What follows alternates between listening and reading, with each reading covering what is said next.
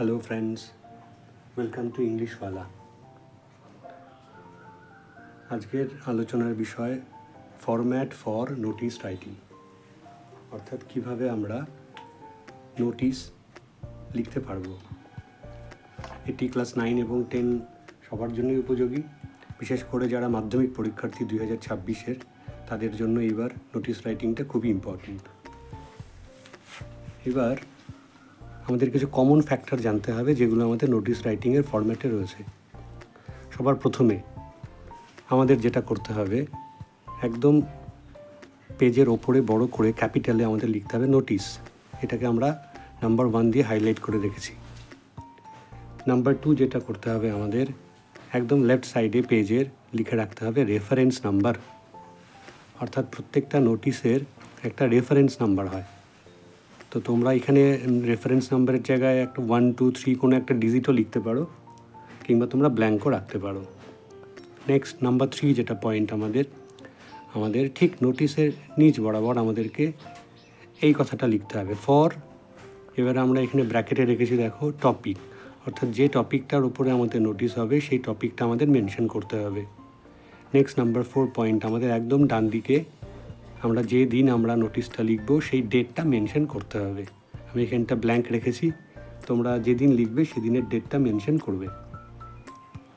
এবারে আমরা চলে আসি আমাদের মেন নোটিসের পার্টটাতে।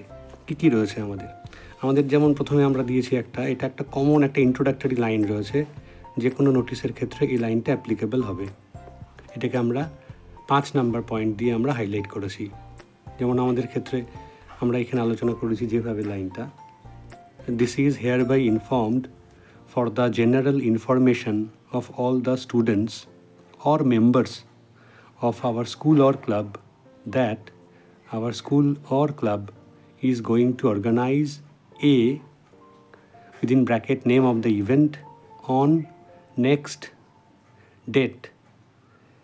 এখানে ডেটটা যেটা দিতে হবে আমাদের, আমরা যেদিন আমরা নোটিশটা লিখব তার থেকে আমরা 10-12 দিন পরের কোনো একটা ডেট মেনশন করব, in our club ground or school ground.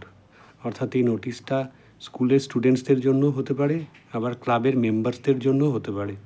যদি নোটিশটা স্কুলের স্টুডেন্টসদের জন্য হয় তবে আমরা এখানটা স্টুডেন্টস কথাটা মেনশন করব, এখানে আমরা স্কুল কথাটা মেনশন করব, আবারও এখানটায় আমরা স্কুল কথাটা মেনশন করব। আর যদি ক্লাব হয়ে যায় সেই ক্ষেত্রে আমরা মেম্বার্স এবং ক্লাব কথাটা মেনশন করব। একই রকম আমরা স্কুল হলে এখানে স্কুল গ্রাউন্ড, ক্লাব হলে ক্লাব গ্রাউন্ড কথাটা মেনশন করব। এটা আমাদের introductory line, common line. Next আমাদের যেটা করতে হবে, মেন যেটা বডি আমাদের, এটাকে আমরা 6 নাম্বার পয়েন্ট দিয়ে আমরা মেনশন করেছি। এখানটায় কী থাকতে পারে, কী লিখতে হতে পারে আমাদের। যেমন আমরা এখানে লিখে রেখেছি যে lines about details of the programme, অর্থাৎ যে টপিকের উপরে নোটিশটা হবে তার রিলেটেড ডিটেলস কিছু অ্যাড করতে হবে।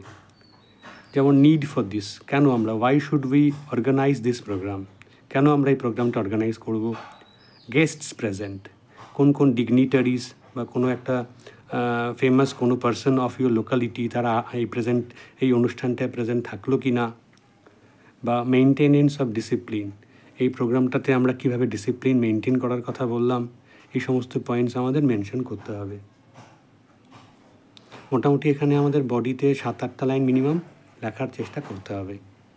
নেক্সট একটা আমাদের কনক্লুডিং লাইন রয়েছে, যেটা কমন সব নোটিসের ক্ষেত্রেই। এখানে আমরা বলেছি hearty cooperation and active participation from you all is much needed to make the programme successful. এবং সবার শেষে যেটা সব নোটিসের ক্ষেত্রেই কমন, লেফট সাইডে আমাদের অবশ্যই লিখতে হবে counter sign by the headmaster যদি স্কুল হয়, ক্লাব হলে পরে counter sign by the club president, মাঝখানে সিল লিখে গোল করে রাখতে হবে হাইলাইট করে, এবং একদম ডান দিকে লিখতে হবে sign by the school captain আর ক্লাব সেক্রেটারি। স্কুল হলে স্কুল ক্যাপ্টেন, ক্লাব হলে ক্লাব সেক্রেটারি, এবং সবার নিচে ক্যাপিটালে তোমাদের নাম লিখতে হবে, রাইট।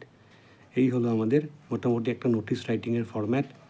এবং যদি আমরা এই 10টা পয়েন্টস আমরা মনে রাখতে পারি তাহলে আমরা যে কোনো নোটিস আমরা ইজিলি আমরা লিখতে পারবো। এবার আমরা পরের ভিডিওতে আমরা আরও নোটিসের বিভিন্ন রকম মডেলস আমরা দেখব। Thank you.